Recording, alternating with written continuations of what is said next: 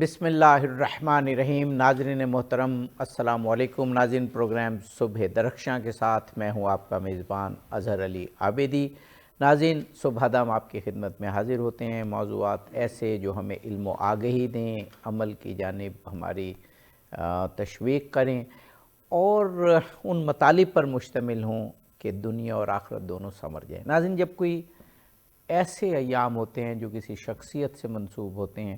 تو یقیناً سچ ٹیلی ویژن بہت بامقصد پروگرام ان شخصیات کے حوالے سے پیش کرتا ہے، لیکن اگر ایسی روحانی شخصیات ہوں کہ جو اسلامی حوالے سے، دینی حوالے سے، ختم مرتبت اور ائمہ اہل بیت علیہم السلام کے حوالے سے ہوں تو بہت ہی باذوق انداز میں ہمارے پروگرام میں اہتمام کیا جاتا ہے۔ لیکن آج ناظرین ایک ایسی شخصیت کے حوالے سے پروگرام ہے کہ جن کی ماہ شعبان میں ولادت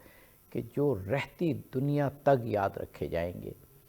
عام انسانوں کے لیے، تمام انسانیت کے لیے،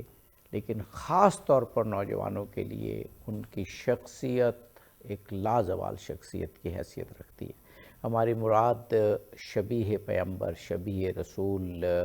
لخت جگر حسین ابن علی علیہ السلام، حضرت علی اکبر علیہ السلام سے ہے جو امام حسین کے فرزند تھے، اور کربلا کی تحریک میں جب مدینہ سے امام حسین چلتے ہیں اور مکہ آتے ہیں اور مکہ سے پھر کربلا، تو یہ پوری تحریک 28 رجب سے شروع ہوتی ہے جب امام حسین علیہ السلام مدینہ چھوڑتے ہیں مکہ کے لیے، اور پھر مکہ میں احرام حج کے دوران ہی پھر آپ حج کو مکمل کیے بغیر آپ کربلا کے لیے ہجرت کرتے ہیں ایک مرتبہ، پھر پوری انسانیت کو جھنجھوڑنے کے لیے، اور حج پہ آئے ہوئے جو ہزاروں لاکھوں حاجی تھے ان کو یہ بتاتے ہوئے کہ وہ کس مقصد کے لیے جا رہے ہیں۔ تو اس تمام سفر میں اور ان مقاصد میں حضرت علی اکبر کا ساتھ بہت اہم تھا کہ آپ شبیہ پیغمبر بھی تھے، اور آپ کو یہ کہا گیا کہ خود امام حسین علیہ السلام نے یہ کہا کہ رفتار میں اور گفتار میں، یعنی اور شکل و صورت میں رسول اللہ کے قریب ترین ہستی حضرت علی اکبر علیہ السلام تھے۔ یہ ایک بہت بڑا اعزاز ہے انسانیت کے لیے، مسلمانوں کے لیے، مومنوں کے لیے، اور پھر خاص طور پر نوجوانوں کے لیے۔ آپ کی شخصیت اور آپ نے جو حق کی حمایت کی، اس میں ہمارے لیے کیا اسباق مضمر ہیں، یہ بتانے کے لیے ہمارے ساتھ جناب مولانا فدا حسین مطہری صاحب، ایک نامور عالم دین پاکستان کے اور تاریخ و سیرت پر گہری نظر رکھنے والی شخصیت ہیں۔ ہمارے ساتھ جناب مولانا میر اشتیاق احمد صاحب، محبت اہل بیت علیہم السلام کے حوالے سے آپ بھی ایک بڑی معروف شخصیت ہیں، اور تاریخ، سیرت اور پھر خاص طور پر ائمہ اہل بیت علیہم السلام اور کربلا کی تاریخ پر آپ بھی گہری نظر رکھتے ہیں۔ جناب مولانا فدا حسین مطہری صاحب، جب ہم یہ بات کرتے ہیں کہ آج اس ہستی کا ذکر ہے، یہ بہت بڑا جملہ ہے جو شاید ہم نہ کہہ پاتے اگر تاریخ کی مستند ترین روایتوں سے یہ ہمیں نہ ملتا ہے کہ یہ امام حسین نے کہا تھا کہ اے اللہ، میں اب اس ہستی کو قربانی کے لیے بھیج رہا ہوں جو شکل و صورت میں اور رفتار و کردار میں تیرے رسول کی شبیہ ہے۔ یہ بہت بڑا جملہ ہے۔ ختمی مرتبت جو شہنشاہ الاولاق ہیں، جو وجہ تخلیق کائنات ہیں، جو محسن انسانیت ہیں، جو فخر موجودات ہیں، ان کی شبیہ علی اکبر کو قرار دیا گیا۔ بسم اللہ الرحمن الرحیم۔ آپ کا بہت شکریہ جناب عابدی صاحب۔ یہ ایام ماہ شعبان کے مبارک ایام ہیں، اور انہی دنوں میں 11 شعبان کو سن 33 ہجری میں کچھ روایات کے مطابق حضرت علی بن الحسین علی بن الاکبر علیہ السلام کی ولادت ہوئی۔ مولا حسین علیہ السلام کے 3 فرزند تھے، تینوں کے نام علی تھے، تینوں کا نام علی رکھا تھا، اور جناب علی اکبر چونکہ بڑے بیٹے تھے اس روایت کے مطابق، تو علی الاکبر آپ کا لقب تھا، اور امام زین العابدین علیہ السلام کا لقب علی الاوسط تھا، اور جو کربلا میں جو سب سے چھوٹے شہید تھے عبداللہ رضی بھی ان کو کہتے تھے، مگر ان کا نام علی الاصغر تھا۔ اب یہ امام حسین علیہ السلام کی حضرت علی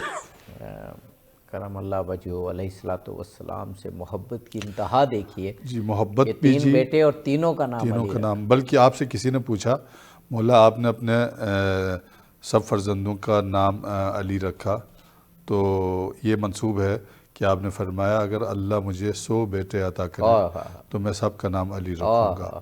اس کی وجوہات تو بہت ساری ہو سکتی ہے، مگر ایک وجہ یہ ہے کہ اس وقت آل محمد کے دشمنوں نے مولا علی علیہ السلام کے نام گرامی کو توہین اور تحقیر کا نشانہ بنایا تھا، اور جس کا نام علی ہوتا تھا اس کو انتقام کا نشانہ بنایا جاتا تھا. ایسے میں مولا حسین علی کے نام کو زندہ رکھنا چاہتے تھے. اپنے فرزندوں کے سارے نام جو ہے، سارے فرزندوں کا نام علی رکھا، اور یہ علی الاعلیٰ خدا کا نام بھی ہے اور اسی سے ماخوذ نام علی ہے. اور علی الاکبر، جیسے آپ نے وہ مشہور جملہ جو مولا حسین کی گواہی کے طور سے کربلا کے اندر علی اکبر کے لیے آپ نے، علی اکبر کے لیے مولا حسین کے 3 جملے واقعہ کربلا میں ملتے ہیں. ایک بڑا جملہ یہی ہے کہ اللہ کو گواہ رکھا، اے اللہ تو گواہ رہ اس قوم کے اوپر کہ ان کی طرف ایک ایسا غلام اور ایک ایسا جوان بڑھ رہا ہے جو صرف شبیہ نہیں ہے، شبیہ تو خود حسین علیہ السلام بھی تھے، حسن علیہ السلام بھی تھے، دیگر جو شخصیات ہیں وہ بھی ان میں شباہت رسول پائی جاتی تھی بہت حد تک. مگر آپ نے جو لفظ استعمال فرمایا اشبہ الناس، یعنی انسانوں میں سب سے زیادہ شبیہ یہ میرے بیٹے علی اکبر تھے. یہ اشبہ جو ہے اس کو کہتے ہیں افل تفضیل، یعنی کچھ زیادہ شباہت دکھانے کے لیے یہ لفظ استعمال ہوتا ہے. اشبہ الناس بنبیک، تیرے نبی کے شبیہ ترین ہستی تھے 3 چیزوں میں، شکل و صورت میں، گفتار اور لہجے میں، اور کردار میں. اس سے بڑی فضیلت جناب علی اکبر کی ہو ہی کیا سکتی ہے. سبحان اللہ. ایک جملہ یہ تھا، اس پر مزید بھی مولانا صاحب بھی روشنی ڈالیں گے. اور ایک جملہ کربلا کے اندر جب آپ کے یہ فرزند دنیا سے چل بسے شہید ہو گئے راہ خدا میں، تو آپ نے فرمایا علی الدنیا بعدک لفا، اے علی تیرے بعد دنیا کی زندگی پر خاک ہو. یہ بھی صرف علی اکبر کے لیے فرمایا. اس سے پہلے ایک جملہ فرمایا علی اکبر علیہ السلام کے لیے، جب راستے میں تھے ابھی کربلا نہیں پہنچے تھے، تو مولا حسین علیہ السلام کچھ الفاظ شعر کی صورت میں زبان پر جاری کر رہے تھے. اس کا مطلب یہ تھا کہ ایک قافلہ آگے بڑھ رہا ہے اور موت ان کے پیچھے پیچھے چلی آ رہی ہے. تو مولا حسین کی زبان پر یہ جملہ جاری ہوا تو علی اکبر نے پوچھا السنا علی الحق، بابا جان کیا ہم حق پر ہیں؟ تو آپ نے کہا نعم، ہم کیوں نہیں ہم حق پر ہیں. تو علی اکبر نے فرمایا، عرض کیا بابا پھر کیا فرق پڑتا ہے کہ موت ہم پر آئے یا ہم موت پر جا پڑے. تو اس وقت مولا نے فرمایا تھا بابا کی جان آپ پر قربان ہو جائے. یہ جناب مولانا میر اشتیاق احمد صاحب، میرا سوال بھی یہی تھا کہ تاریخ میں حق کی حمایت میں بہت بڑے جملے کہے گئے، لیکن شاید ایسا جملہ اس سے پہلے مولا کائنات امیر المومنین علی ابن ابی طالب علیہ السلام نے کہا تھا کہ علی کو پرواہ نہیں ہے کہ موت اس پر جا پڑے یا وہ موت پر جا پڑے. اور یا پھر یہ جملہ ہے مولا علی کے وقت میں تو آپ کے بڑے بڑے اصحاب و انصار تھے، بڑے مارکے تھے، اسلام کی بڑی میں حقیقی اسلام کی بات کر رہا ہوں، بڑی شان و شوکت تھی. یہ وہ وقت تھا کہ جب تمام لوگ سرنگوں ہو چکے تھے اور یزید کی حکومت تھی، اس کا ایک دبدبہ تھا، اور امام حسین اپنے 72 ساتھیوں کے ساتھ ایک قافلے میں تھے. وہاں پر حضرت علی اکبر علیہ السلام کا یہ جملہ، پہلے تو بات یہ کہ یہ نوجوانوں کے لیے ایک سبق ہے کہ پہلے تو حق کی معرفت حاصل کریں. آپ پوچھتے ہیں کیا ہم حق پر نہیں؟ یقیناً انہیں پتہ ہے، لیکن یہ بتا رہے ہیں کہ پوری طرح پورے شعور کے ساتھ، پورے ریزولو کے ساتھ یہ پہلے حق کی معرفت حاصل کرنی ہے اور اس کے بعد پھر کوئی ڈر نہیں. فرمائیے. بسم اللہ الرحمن الرحیم. شکریہ عابدی صاحب، بہت ہی خوبصورت پروگرام اور بہت ہی خوبصورت عنوان. گزارش یہ ہے کہ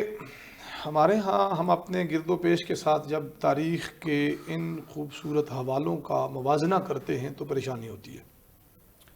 لوگوں کو شاید اس لیے سمجھ نہیں آتی کہ چونکہ اس طرح کی مثالیں آج ناپید ہیں یا بہت کم ہیں، ہماری آنکھوں سے اوجھل ہیں۔ بڑے بڑے نیکوکار، بڑے بڑے علماء، صاحب علم و فضل لوگوں کے ہاں بھی ایسی اولاد نہیں ملتی جو ان سے مطابقت رکھتی ہو۔ تو اس کا یہ مطلب نہیں کہ ایسے پیچھے ہمارے پاس مثالیں نہیں ہیں، یہ دنیا میں ایسی مثالیں نہیں ہیں۔ اہل بیت اطہار کا بادشاہان وقت کے لیے سب سے بڑا سر درد یا پرابلم ہی یہی تھا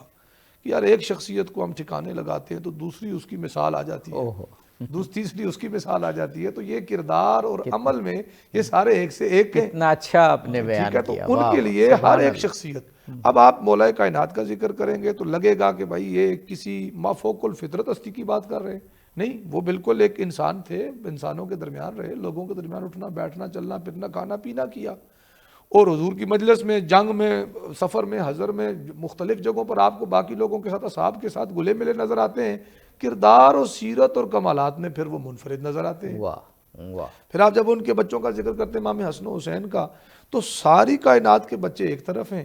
اور رسول اللہ کے بچے یقیناً رسول اللہ کے بچے ہیں نا۔ میں نے یہ نہیں کہا کہ مولا علی کے بچے، ابھی یہ بھی نہیں کہا، حالانکہ ان کی اولاد ہے، لیکن رسول پاک فرمایا یہ میرے بچے ہیں۔ ابھی ہم نے حضرت امام حسین کا یوم گزارا ہے نا، تو اس پہ میں یہی دوستوں سے کہہ رہا تھا کہ یہ نسبت کافی ہے کہ رسول پاک نے انہیں ادھر منسوب فرمایا یہ میری اولاد ہے، میرے بچوں کو بلاؤ، میں ان سے ملنا چاہتا ہوں۔ واہ واہ، پھر اب جب یہی سلسلہ آگے بڑھتا ہے تو جیسے نام کے بارے میں ابھی آپ نے بڑی اچھا، یہ کچھ زمان یعنی وقت بھی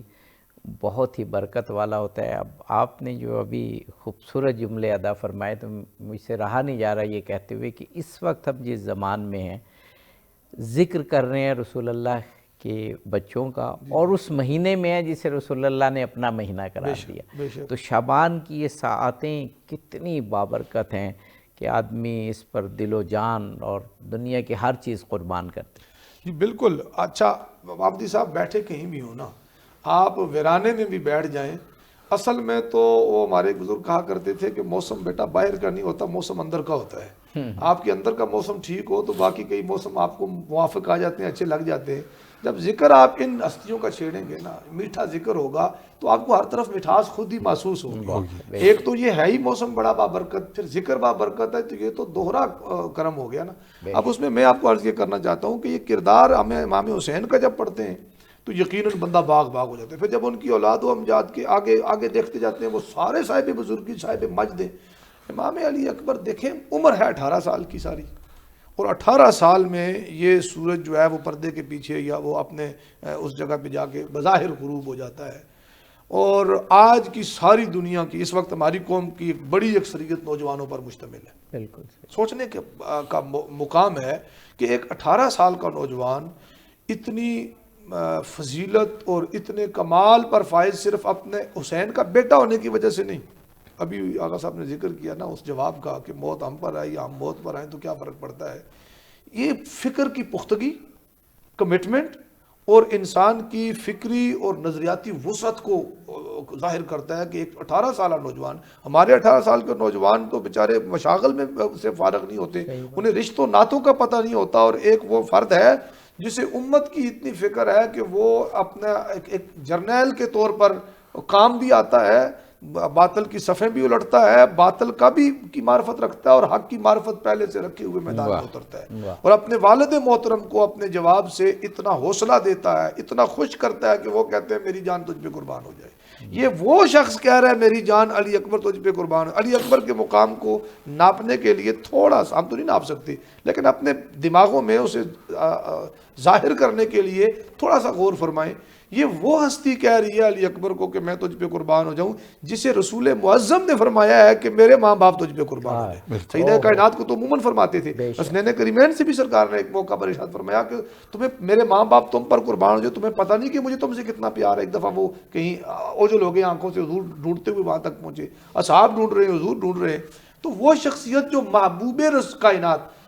حضور محبوب خدا ہیں، محبوب کائنات ہیں، اور حسین محبوب رسول محبوب محمد مصطفیٰ ہیں، وہ فرما رہے ہیں کہ میں تجھ پہ قربان ہو جاؤں یا میری شخصیت تجھ پہ قربان ہو جائے۔ اب صرف بیٹا ہونے کی وجہ سے نہیں، ان کے فضل، ان کے کمال اور ان کی اس انڈرسٹینڈنگ کی وجہ سے، کہ رسول اللہ ہوں، وہ بھی ایک منصب کے حامل ہیں، رسالت کے، نبوت کے، ختم نبوت کے۔ امام حسین علیہ السلام وہ بھی ایک منصب کے حامل ہیں، امامت کے۔ تو وہ جو فرما رہے ہیں وہ اس کی ایک بہت حیثیت اور اہمیت جداگانہ ہے۔ بالکل وہ معنی رکھتی ہے، وہ ایسی بات نہیں کہ جیسے ہم ایک آرڈنری بات یا ایسے ہی سمجھ لیں کہ جی بس کہہ دیا رینڈملی کہ جناب وہ ایک باپ کا بیٹے سے محبت کی بات نہیں ہے۔ آپ کے الفاظ تو اس طریقے سے ہیں، جب رسول اللہ صلی اللہ علیہ وسلم کی، میں تو پھر حدیث کی طرف لوٹتا ہوں، حضور نے ان کی نسبتوں کو، ان کے کہنے کو، ان کے پڑھنے کو، ان کے راضی ہونے کو، ان کے ناراض ہونے کو، سب چیزوں کو اپنی طرف منسوب کیا ہے۔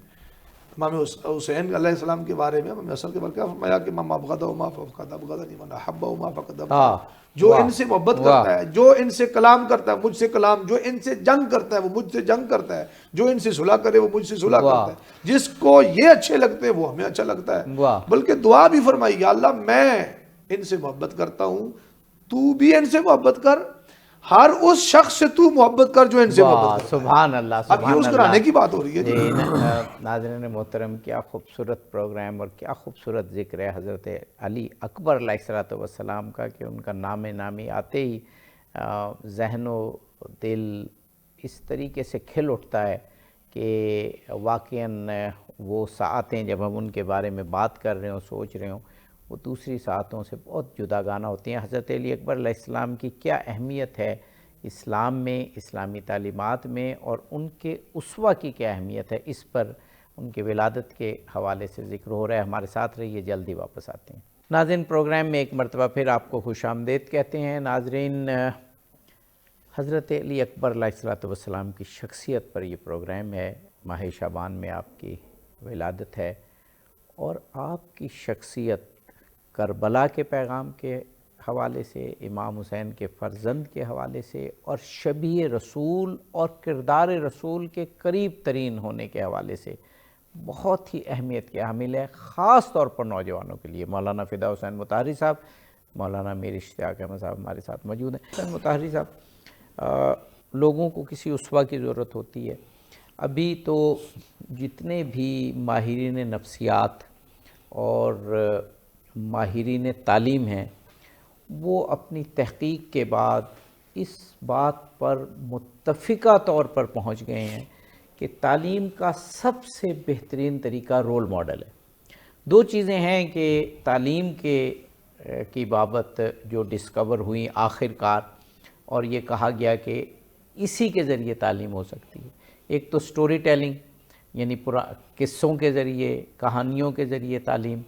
اور دوسرا رول ماڈل اسوہ کے ذریعے۔ اور آپ قرآن کی تعلیمات دیکھیں، اور ائمہ طاہرین رسول اللہ اور ائمہ طاہرین علیہ السلام کے اقوال دیکھیں، احادیث دیکھیں، یہی دو چیزیں ہیں، یا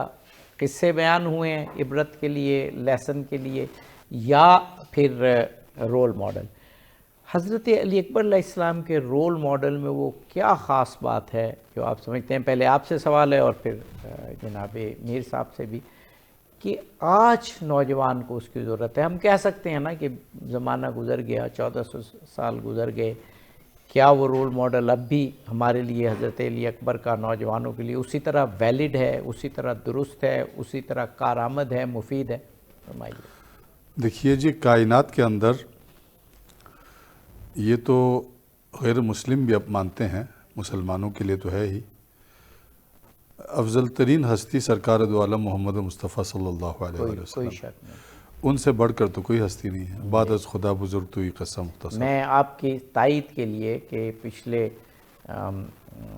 صدی کے آخر میں کتاب لکھی ایک امریکن رائٹر ہے بہت بڑا، مائیکل ہارٹ، تو اس نے 100 دنیا کی بہترین شخصیات لکھی ہیں۔ وہ مسلمان نہیں ہیں، اور اس نے نمبر 1 رسول اللہ کو کہا، رسول اللہ کو لکھا، اور وہ مسیحی ہے تو حضرت عیسیٰ کو بھی اس نے چوتھی پانچویں جگہ پر، اور اس کے علاوہ بھی۔ تو یہ ہمارے لیے بہت بڑے اعزاز کی بات ہے کہ ہم اس ہستی کے ماننے والے ہیں جس کو بہترین رائٹرز، بہترین دانشور بھی دنیا کی نمبر 1 شخصیت قرار دیتے ہیں۔ اور قرآن حکیم نے فرمایا کہ وَلَكُمْ فِي رَسُولِ اللَّهِ أُسْوَةٌ حَسَنَةٌ، اور تمہارے لیے رسول اللہ کی ذات میں اسوہ حسنہ موجود ہے، اور تم ہر اعتبار سے رسول کی پیروی کر کے کامیاب ہو سکتے ہو۔ تو جناب علی اکبر کیسے رول ماڈل ہیں، آپ اس سے اندازہ کر لیں کہ امام حسین علیہ السلام نے گواہی دی کہ کہ رسول خدا کی 3 پہلوؤں سے شبیہ ترین تھے ساری کائنات میں، شکل میں بھی، لہجے میں بھی، سیرت و کردار میں بھی۔ تو رسول خدا رول ماڈل تھے بشریت کے لیے، علی اکبر ہو بہو رول ماڈل ہیں بشریت کے لیے، سیرت و اخلاق میں، عبادت میں، عاجزی میں۔ آپ دیکھیے ذرا مدینہ کے اندر، امام حسین علیہ السلام فرماتے ہیں کہ مدینہ کے اندر جب ہم ہوتے تھے، اذا اشتقنا رسول اللہ، جب ہم مشتاق دیدار رسول ہوتے تھے بعد رحلت رسول، تو ہم علی اکبر کو دیکھتے تھے، بلکہ علی اکبر بیت الشرف میں ہوتے تھے، اصحاب تشریف لاتے تھے، عرض کرتے تھے یا رسول اللہ، یا ابن رسول اللہ، یا امام حسین کو عرض کرتے تھے کہ ہم بہت مشتاق ہو گئے ہیں، بہت سال ہو گئے ہیں رسول خدا دنیا سے چلے گئے، اور ہمیں دیدار رسول کا اشتیاق پیدا ہوا ہے، ذرا اپنے بیٹے کا دیدار کروا دیں۔ تو مولا حسین اندر پیغام دیتے تھے کہ علی کو بلا لو۔ جناب علی اکبر آتے تھے، تشریف رکھتے تھے، لوگ دیکھ کر اپنا وہ اشتیاق پورا کرتے تھے جو رسول اللہ کے لیے ان کا تھا، اور دل نہیں کرتا تھا وہاں سے اٹھنے کا۔ جب رسول اللہ کے لہجے اور زبان اور اس ادائیگی کے لیے مشتاق ہوتے تھے تو خواہش کرتے تھے کہ علی اکبر کچھ بولے، کچھ ارشاد فرمائے۔ وہ جب کچھ ارشاد فرماتے تھے تو ان کا دل باغ باغ ہو جاتا تھا کہ ہم نے رسول اللہ کے لہجے میں بات سنی ہے۔ تو اس سے بڑا رول ماڈل کیا ہوگا؟ اور پھر یہ کہ اہل بیت کی ہستیوں میں اللہ رب العزت نے کچھ خصوصیات تقسیم فرمائی تھی۔ حضرت ابو الفضل العباس علیہ السلام کو قمر بنی ہاشم کا لقب مل گیا۔ بنی ہاشم میں بہت چاند جیسے خوبصورت تھے، اور خود بنی ہاشم جو تھے وہ بہت ہی فضیلت کے مالک تھے، فضیلت کے بھی اور شکل صورت میں بھی وہ عرب کا چاند تھے خود بنی ہاشم۔ اور ان میں جناب ابو الفضل کو یہ مقام حاصل تھا، قمر بنی ہاشم کا لقب ملا۔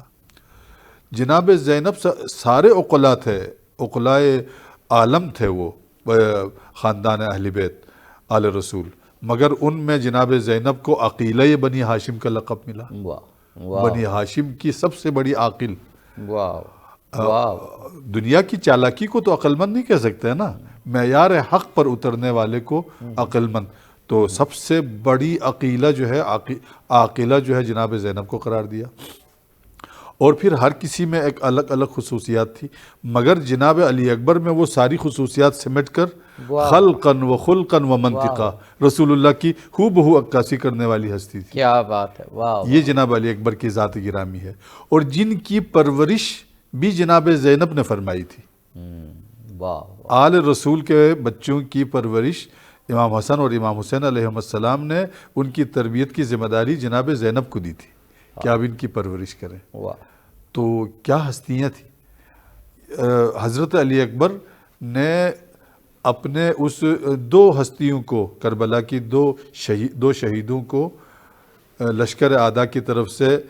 امان نامہ مل گیا، ایک عباس علمدار اور آپ کے 3 بھائیوں کو جو کہ بنی کلاب کے بھانجے تھے، تو شمر امان نامہ لکھوا کے لایا، یعنی ان کے والدہ بنی کلاب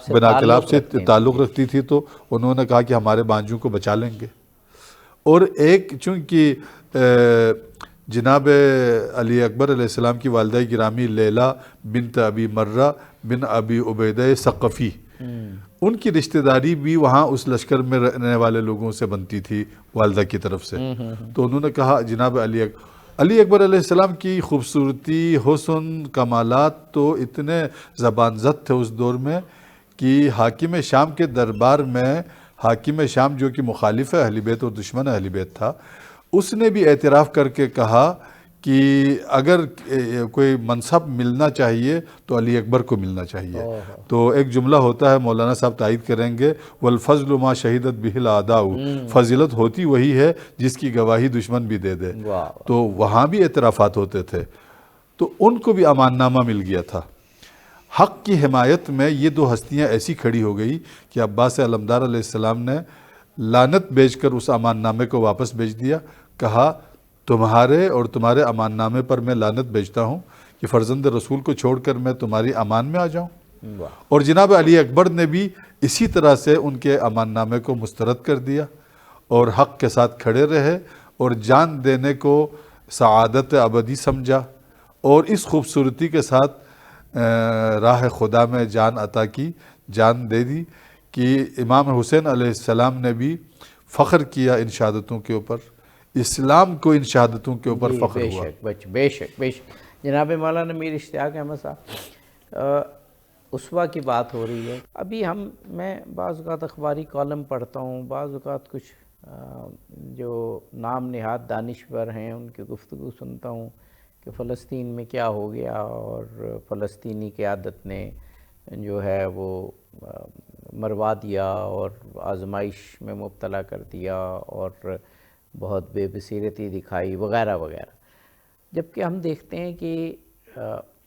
فلسطینیوں کے ساتھ تو ایک صدی سے تقریباً، اب ایک صدی ہو ہی گئی ہے، بلکہ اگر دیکھا جائے تو واقعاً ایک صدی ہو گئی ہے، 1914 سے یہ سلسلہ شروع ہے،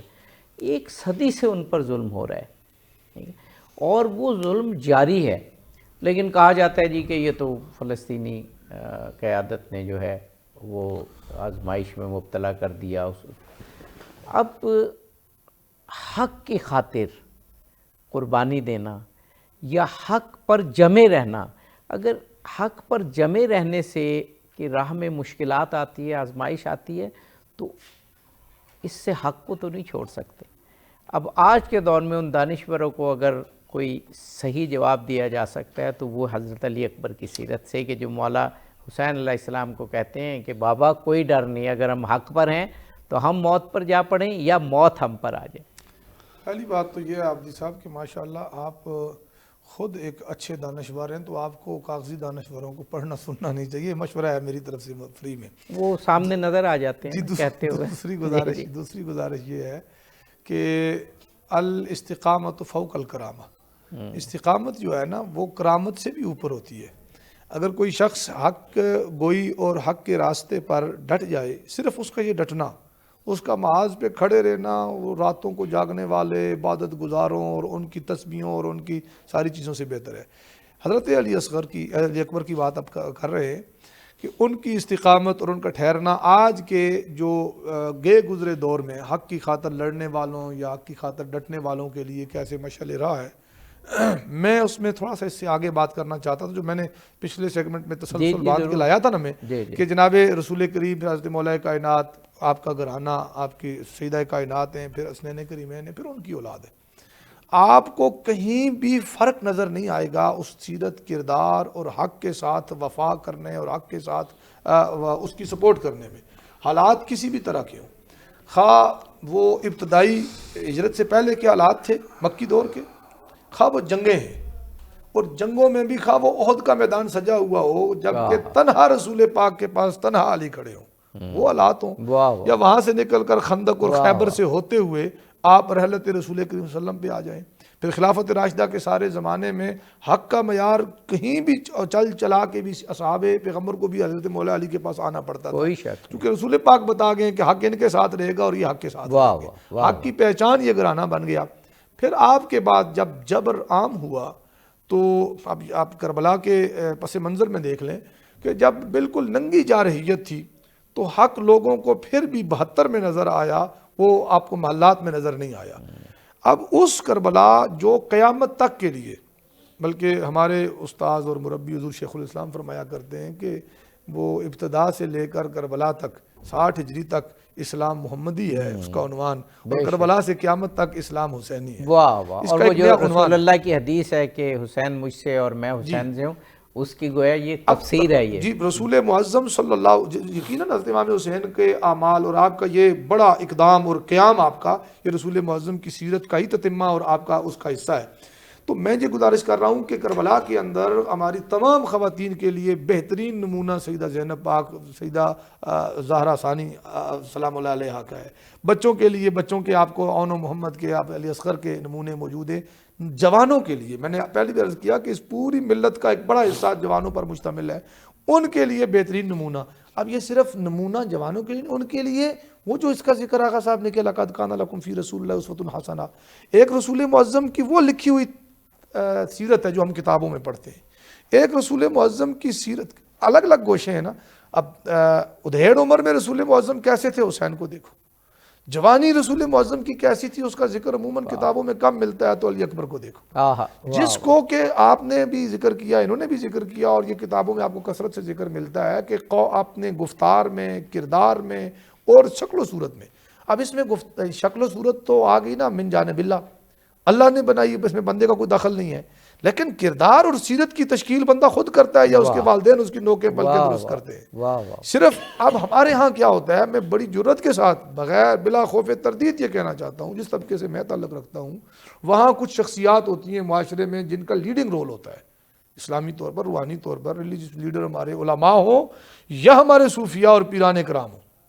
پیر کے گھر پیدا ہونے والے کے لیے یہ فضیلت کافی سمجھی جاتی ہے کہ وہ پیر کا بیٹا ہے. حسین سے بڑا کوئی پیر ہے تو ہمیں بتائیں کہ امام علی اکبر، حضرت علی اکبر بیٹھ جائیں پھر مسند نشین ہو جائیں. حضرت رسول کریم کا شہزادہ ہونے کے باوجود اور مسجد نبوی اور کائنات کے سب سے بڑے دربار گنبد خضرا اور مدینہ طیبہ کا گدی نشین ہونے کے باوجود حسین نے گدی نشینی پہ اکتفا نہیں کیا بلکہ اسلام کو اور حق کو سپورٹ مہیا کی ہے. اسلام کے مسخ ہوتے ہوئے چہرے کے اوپر سے گرد صاف کر کے اپنے خون سے اس میں رنگ بھر کر اسلام کا محمدی چہرہ سامنے رکھا ہے. کوئی کسی پیری اور کسی لیڈری اور کسی عالمگیری اور کسی مفتی گیری میں اگر کوئی اس میں مست ہے تو وہ اس کی مستی ہے، وہ اسلام نہیں ہے. اسلام تو یہ ہے کہ انہوں نے اپنے خود کو اپنے آباء اور اپنے اسلاف کے نقش قدم پہ رکھا اور اپنی اولادوں کی تربیت اور سیرت و کردار کی تشکیل انہی خطوط اور نقوش پر کی ہے. حق کو پہچاننا ہے، نہ کہ شخصیت پرستی کرنی ہے. بے شک بے شک. کیا خوبصورت گفتگو آپ دونوں شخصیات حضرت علی اکبر علیہ السلام کے حوالے سے کر رہے ہیں. ناظرین، حضرت علی اکبر علیہ السلام فرزند حسین ابن علی، ان کی سیرت پر گفتگو جاری ہے. ماہ شعبان میں آپ کی ولادت اسی حوالے سے، اور کتنی خوبصورت گفتگو دونوں علماء کرام فرما رہے ہیں کہ نوجوانوں کے لیے اگر کوئی رول ماڈل ہے تو آج بھی حضرت علی اکبر ہیں. نوجوان حضرت علی اکبر علیہ السلام کی شخصیت کو دیکھیں، پڑھیں، سمجھیں اور ان کی تعلیمات کو اگر اپنائیں تو کامیابی ہی کامیابی ہے. ہمیں ایک چھوٹا سا وقفہ لینا ہے، جلدی واپس آتے ہیں اور مزید گفتگو ابھی باقی ہے، کچھ پہلو ابھی باقی ہیں، وہ کریں گے انشاءاللہ. ناظرین، پروگرام میں ایک مرتبہ پھر آپ کو خوش آمدید کہتے ہیں. حضرت علی اکبر علیہ السلام فرزند حسین ابن علی علیہ السلام، ان کی سیرت پر پروگرام ہے اور نوجوانوں کے لیے رول ماڈل کے طور پر حضرت علی اکبر علیہ السلام کی شخصیت، اس پر خوبصورت گفتگو جناب مولانا فدا حسین مطہری صاحب اور مولانا میر اشتیاق احمد صاحب کر رہے ہیں. جناب مولانا فدا حسین مطہری صاحب، حضرت علی اکبر علیہ السلام کے بارے میں ایک خاص کیفیت اور ایک خاص وقت بہت زیادہ بیان ہوتا ہے کہ امام حسین علیہ السلام کربلا سے مکہ اور مکہ سے مدینہ سے مکہ اور مکہ سے کربلا آئے، تو وہ جو تمام اسلامی احکام میں نماز کو جو اہمیت حاصل ہے، وہ ظاہر ہے قافلہ رکتا تھا اور بڑے اہتمام کے ساتھ نماز ادا کی جاتی تھی. تو آپ نے ایک مؤذن مقرر کیے ہوئے تھے جو اذان دیتے تھے، لیکن 10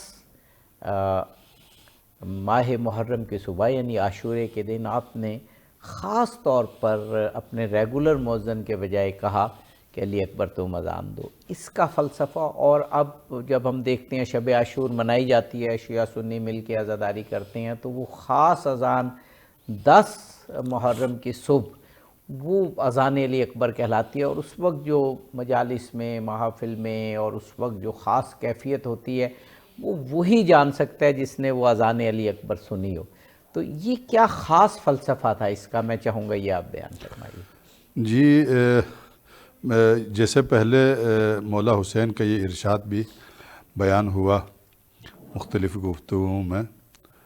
کہ جناب علی اکبر علیہ السلام کا جو لہجہ تھا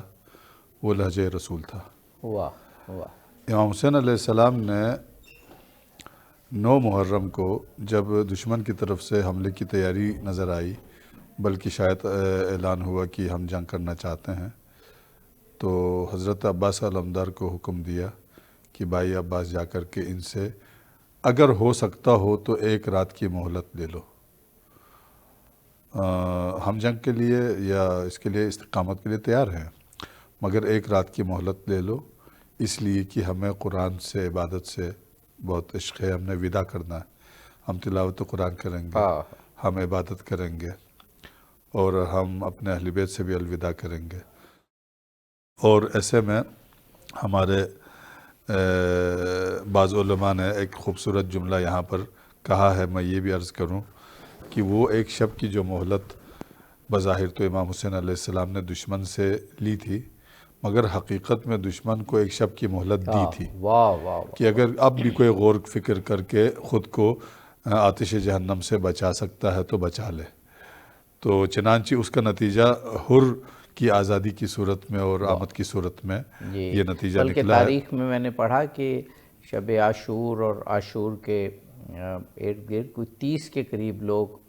لشکر یزیدی لشکر، اور یہ موت کی طرف آ رہے تھے 30 موت کی لوگ، طرف اور ادھر سے ٹوٹ کر ایک بھی نہیں گیا۔ بالکل، امام حسین علیہ السلام نے یہ مہلت جو ہے جان بچانے کے لیے تو نہیں لی تھی، یہ مہلت حقیقت میں ان کو سوچنے سمجھنے کے لیے وقت دیا تھا ایک لحاظ سے، اور خود عبادت کرنے کے لیے، دونوں فلسفے تھے۔ حمید ابن مسلم کہتا ہے کہ جی ہم لشکر یزید میں تھے، شب عاشور ہم قریب ہوئے خیمہ حسینی کے، تو وہاں سے ایسی آوازیں خیموں سے آ رہی تھی جیسے ان شہد کی مکھیوں کے چھتے سے جو ہے بنبناہٹ کی آواز آتی ہے، عبادت کی آوازیں، دعائیں، ہر کوئی رکوع میں، سجود میں، تلاوت میں مصروف ہے۔ تو رسول خدا صلی اللہ علیہ وسلم کے جو نواسے امام حسین علیہ السلام تھے، وہ چاہتے تھے کہ اسلام کا وہ روشن چہرہ جو ہے دنیا کے سامنے واضح رہے، عبادت کے پہلو سے اور عشق و ارادت اور دعا و آہوزاری اور مناجات کے پہلو سے، شجاعت اور استقامت اور صبر کے پہلو سے، ہر جہت سے اسلام کا وہ چہرہ ہے جو حقیقی چہرہ ہے وہ روشن رہے۔ تو شاید اب یہ فلسفہ پورا ہے یا کوئی اور، یقیناً فلسفے تو بہت ہیں، شاید یہ فلسفہ تھا کہ عمر کے آخر میں شہادت کے قریب رسول اللہ کے لہجے میں اذان سننا چاہتے تھے۔ اس دنیا کے اندر آخری مرتبہ جو اذان سننا چاہتے تھے وہ رسول اللہ اور اپنے نانا کے لہجے میں سننا چاہتے تھے۔ تو علی اکبر سے کہا کہ تم اذان صبح دے دو، عاشورہ کے دن کی صبح کی اذان علی اکبر سے دلوائی، اور اس سے پھر ایک جوش بھی لشکر میں، لشکر حسین میں پیدا ہوا، اور ایک ولولہ بھی، اور ایک عبادت کا عشق بھی۔ علی اکبر نے جو اذان دی ہوگی لہجہ رسول میں، اور جس عشق کے ساتھ، بہشت کے اشتیاق کے ساتھ، اور دین پر جان قربان کرنے کے اس محبت کے ساتھ جو اذان دی ہوگی، تو اس نے کیسا عشق اور پیدا کیا ہوگا جوانوں کے اندر۔ اور جوانوں کو شاید اس میں ایک میسیج بھی امام حسین علیہ السلام دینا چاہتے تھے کہ دیکھیں، تم اپنی جوانی کی قدر و قیمت جو ہے اس میں نہ دیکھو کہ تمہارے پاس ظاہری حسن ہے، مال ہے، دولت ہے، رفیق دوست ہے، دنیا ہے، چمک دمک ہے، نہیں، تمہارا حسن یہ ہے کہ تم اللہ کو یاد کرو نمازوں کے وقت، اذان دیا کرو، اگر تمہارے پاس کوئی اچھی آواز ہے تو اسے اچھے راستے میں صرف کرو، اور پھر تم ضرورت پڑنے پہ راہ خدا میں جوانی قربان کرنے سے دریغ مت کرو، گریز مت کرو۔ جیسے علی اکبر کو دیکھو کہ اذان بھی علی اکبر نے دی، پھر نماز فجر ادا کی، اس کے بعد دن بھر کی مجاہدت اور استقامت کے باوجود شہادت پیش کی، بڑی خوشی اور آزادی اور اپنے ارادہ و اختیار سے، بلکہ کہتے ہیں بار بار شہادت کی اجازت مانگتے تھے، مولا حسین اجازت نہیں دیتے تھے۔ تو مقصود یہ ہے کہ اس میں بہت بڑا پیغام ہے کہ اے جوانوں، تم اپنی زندگی کے مقصد کو متعین کر لو۔ زندگی کا مقصد جس کا رخ متعین نہ ہوگا وہ زندگی بے مقصد ہے، وہ رخ ہے خدا، خدا کی طرف رواں دواں رہو، چلتے رہو، اڑتے رہو، دوڑتے رہو، یعنی اس جہت سے، اس رخ سے، اس لائن سے، اس خط پر سے ہٹو نہیں،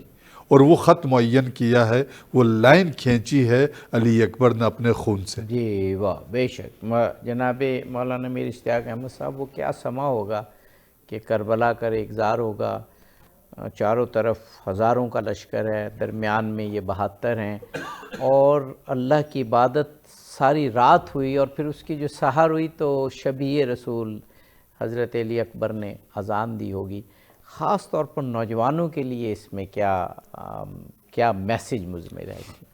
عابدی صاحب میں ایک خاص طبقے کی طرف اشارہ بھی کروں گا اور عام نوجوانوں کی بھی بات کرتے ہیں. جو جوڑنے کی بات ہے، ہمارے یہ پروگرام جس نے بھی دیکھے ممکن ہے ان کے لیے اگر یہ ایک آدھ چیز سے بھی سدھرنے کا سبب بن جائے تو ہم سب کے لیے نجات کا ہے. ہم کسی اچھی نیت کے ساتھ ہر ایک بات تنقید ہو یا تعریف ہو اچھی نیت کے ساتھ ہی کرنی چاہیے. بے شک. گزارش یہ ہے کہ آغا صاحب نے ایک سبب اپنے بیان کیا اور وسعت چھوڑی کہ یقیناً اس میں اللہ ہی جانے کہ اور کیا حکمتیں ہوں گی.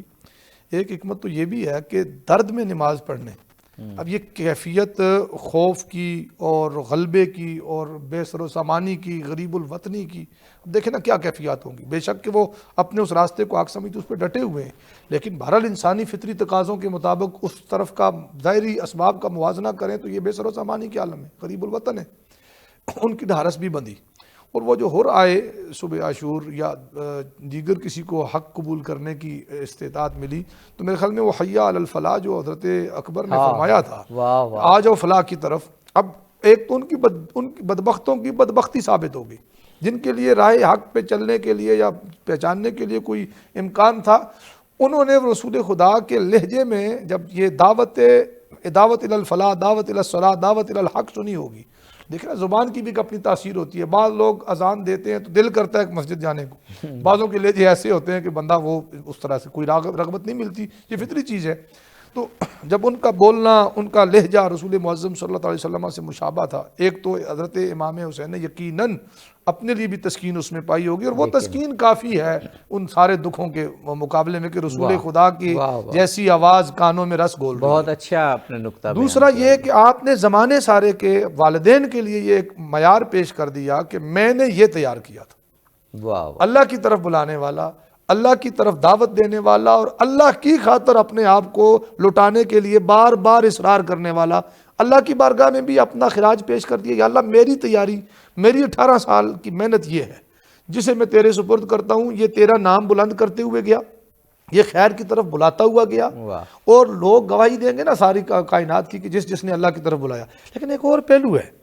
ہم لوگ تھوڑا سا منصب میں، آغا صاحب بھی اس سے اتفاق کریں گے، اونچے ہو جاتے ہیں نا. تو پھر ہم مثلاً آپ کوئی مجھے کہے کسی مجلس میں تلاوت کرنے کے تو ہم کہیں گے کہ تو کسی بچے سے تلاوت کرا لے. بڑی اہم بات ہے، بہت اہم بات ہے. جی یا اذان دینے کا، اذان دینے، کتنے لوگ ایسے ہیں جنہیں یہ اذان میسر ہے، کتنے پیر ایسے ہیں جو ان کے نام پہ گدی لے کے بیٹھے ہوئے ہیں، کتنے علماء ایسے ہیں جو ان کا ممبر لے کے بیٹھے ہوئے ہیں. وہ خود بھی سوچے انہوں نے اپنے بچوں کو یا خود پہ اس اذان علی اکبر کا کیا. اور بچے جو ہمارے بہت ساری چیزیں آپ گنگناتے ہوں گے، جی آپ ملی نغمے گنگنائیں، کوئی گانے گنگناتے ہیں، اللہ پاک ہدایت عطا فرمائے ہم سب کو، کوئی اور نعتیں پڑھتے ہوں گے. یہ ساری چیزیں بات کی ہیں. اذان وہ ایسا کلمہ ہے، وہ ایسی یعنی صدائے حق ہے کہ جس کو رسول معظم نے بلند کروایا، اور پھر آپ کی آل نے، اور کربلا جیسے مشکل ترین حالات میں علی اکبر نے اس کو بلند کیا ہے. اب ہمارے لیے سیرت حضرت امام علی اکبر، میں اس کو بطور خاص، یقیناً آپ جب لفظ امام استعمال کرتے تو خاص معنی میں ہوتا، تو ہم تو ان کو بھی امام علی اصغر اور امام علی اکبر، ہم سب کے امام ہیں وہ. جی وہ لفظی اس میں تو جی کوئی حرج نہیں. ہمارے ہاں تو دیکھیں نا، ہم ایک مسجد کا امام، یہ فلاں کا امام، یہ فقہ کا امام، یہ حدیث کا امام، اور یہ سارے امام ان کے قدموں کی خراج سے. حضرت علی اکبر تو تمام نوجوانوں کے امام. آپ دیکھیے میں یہی کہنا چاہتا ہوں، میں یہی لفظ کہنا چاہ رہا تھا کہ ہماری پوری یوتھ کے، ہماری سارے نوجوانوں کے امام جو ہیں، انہوں نے کربلا میں جو کردار اپنا داد شجاعت وصول کر کے پیش کیا وہ الگ ہے. جو شوق تھا، شوق شہادت، اس کی آپ مثال دیں کہ اصرار کر کے ہمارے بچے اصرار کر کے ہم سے دنیا کی نعمتیں اور دنیا کی آسائشیں مانگتے ہیں. حسین کا بیٹا اصرار کر کے جنت جانے کا راستہ مانگتا ہے. حسین کا بیٹا حق کو ظاہر کرنے کے لیے اپنی جوانی کو تھیلی پہ لیے ہوئے ہے. ہم اور کچھ نہ کر سکیں. جس خدا کو اپنا رب مانتے ہیں، جس نبی کو نبی آخر الزمان مانتے ہیں، جس دین کو ہم سچا نظام مانتے ہیں، اس کے لیے قیام تو کر لینا. ہم ظالم کو ظالم کے ہم کیا کربلا سجائیں گے؟ ہم حضرت علی اکبر کا نام لینے کے اہل نہیں ہیں اگر ہم حق کو حق اور باطل کو باطل نہیں کہہ سکتے. اگلے دن ایک بندہ بات کر رہا تھا کہیں سوشل میڈیا پہ کہ نہیں جی ایران کا یہ کردار ہے اور فلسطین کا وہ کردار ہے. جو حق کو حق کہہ رہا ہے مجھے اس سے نظریہ کے میدان میں ہزار اختلاف ہوں، مجھے اس سے علمی طور پر ہزار اختلاف ہوں ان کی غالب اکثریت کے ساتھ ایران کی، لیکن وہ اگر ظالم کو ظالم کہہ رہا ہے اور مظلوم کو مظلوم کہہ رہا ہے تو یہ امام علی اکبر کا درس ہے، واہ اور اس درس کو تسلیم کرنا چاہیے۔ اگر مجھ میں حق کہنے کی جرت نہیں تو جو حق کہنے کی جرت کر رہا ہے میں اس کے سپورٹ میں جملہ بھی نہ کہہ سکوں، چلے یہ بھی نہیں کہہ سکتا تو میں خاموش رہ کر تو کم از کم اپنا کسی اس پلڑے میں اپنا حصہ ڈال سکتا ہوں۔ حضرت اور ان کو یہ بھی بتانے کی ضرورت ہے، یہ بہت ضروری ہے کہ جو اسلام کے مختلف مکاتب میں اختلاف ہیں وہ ثانوی نوعیت کے ہیں، پرائمری جو ایکچول تعلیمات ہیں اس میں کوئی سر اختلاف امہ کا جب بین الاقوامی سینیریو میں جب آپ دیکھتے ہیں تو امہ کا وجود یا امہ کی جو تشخص ہے وہ کہاں پیش ہو رہا ہے؟ آپ ایک طرف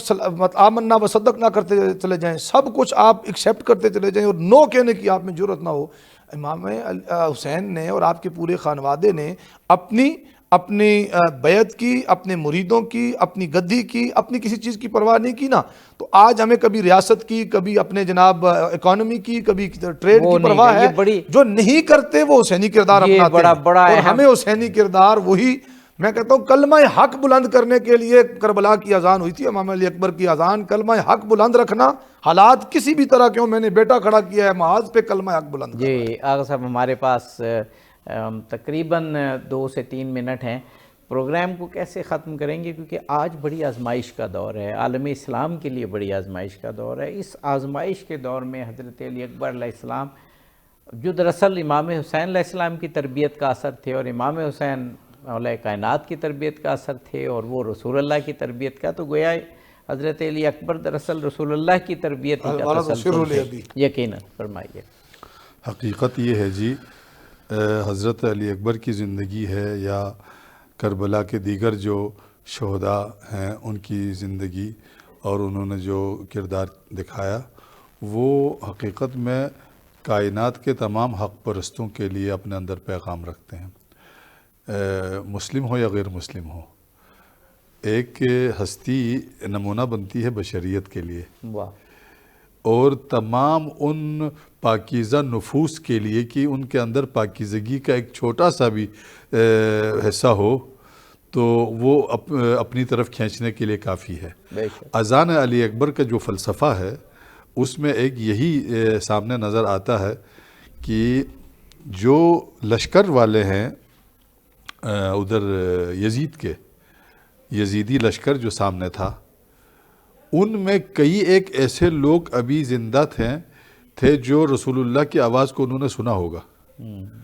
کم سے کم وہ گواہی دے سکیں کہ بھئی یہ لہجہ جو ہے رسول اللہ کا لہجہ ہے۔ بے شک۔ اور پھر خود اہل بیت اطہار جو باقی ماندہ ان کے بچے تھے، عورتیں تھیں، خواتین تھیں، ان کے اذہان میں، ان کے افکار میں، ان کے قلوب میں، ان کے نفوس میں آخری دفعہ جو آواز آئی ہوگی وہ لہجہ رسول میں آئی ہوگی، اور وہ زندگی بھر کے لیے